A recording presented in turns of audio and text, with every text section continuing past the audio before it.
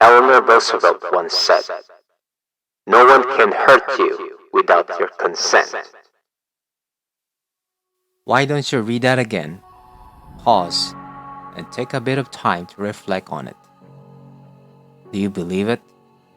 Furthermore, do you live by it? Can no one really hurt you without your permission? Now, what does this statement have to do with productivity? I'll tell you exactly what. Experts have discovered the most important yet very basic habit a highly effective person from any environment should have: the habit of productivity. Sounds familiar? I hope so. This word may seem highly technical. In fact, it is commonly used in business, management, and the corporate world. However, while we usually read it from a lot of best-selling self-help books, it is a word you won't find in most dictionaries. So what does productivity really mean? We can simply say that it means taking initiative. But more than that, it also means that we, as human beings, are ready to take responsibility for our own lives. Just look at the word responsibility. Response, ability. It is plainly affirming our ability to choose our response. Highly proactive people recognize and remember this. People who go out of their way to master the habit of productivity know that this is the key to influence their own behavior positively. Did you know that our number one behavior is a direct result of our decisions, not our conditions?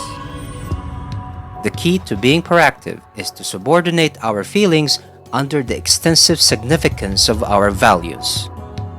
People who are proactive do not blame circumstances or conditions for their behavior. Rather, their behavior is a product of their own conscious choice based on their values than on their feelings. In a nutshell, no matter what is going on in our lives and however we may feel, we must have the initiative and the responsibility to continue making things happen for the better. The problem is, by nature, human beings become the opposite of proactive. We are, by default, reactive. Most people get tempted to live their lives like they are just victims of their situations. They unnecessarily empower external factors to control what they think and act. We most likely find reactive people often affected by their physical environment. For example, if the weather is good, they also feel good. If it isn't, it will affect their attitude and performance. On the other hand, proactive people carry their own weather with them. Whether it rains or shines, it makes no difference to them. They will be able to push through the day as they are value-driven. For instance, the value they may hold is to produce good quality work. And no matter challenges they face, they produce exactly that at the end of the day. Reactive people are also affected by their social environment, or by what we might call the social weather. When people treat them well, they in turn feel good. When people don't, they become overly defensive or overly protective or weak. Consequently, these types of people tend to sadly build their emotional lives from the behavior or faults of others. They subconsciously empower others to control them. What's more is, they aren't aware that if they don't change to being proactive, they are, little by little, giving away their future.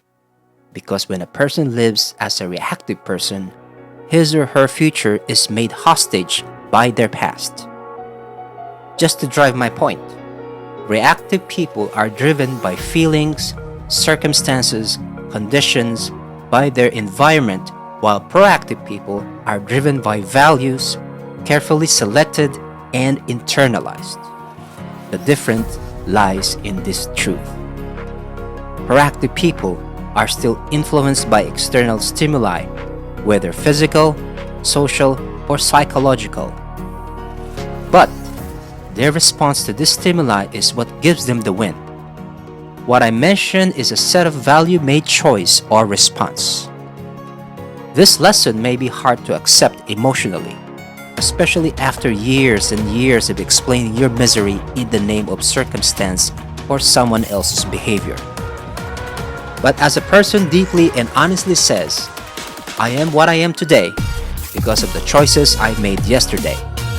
A person should also learn to say, I did not choose my past, but I will, from now on, choose wisely for a better future. Let me tell you a story of a nurse who took care of a grumpy old, ungrateful man. She has been miserable at her job because he has never appreciated what she did for him. In fact, he hardly even acknowledged her. He constantly harped at her and found fault at everything she did. Simply said, this man made this nurse's life miserable.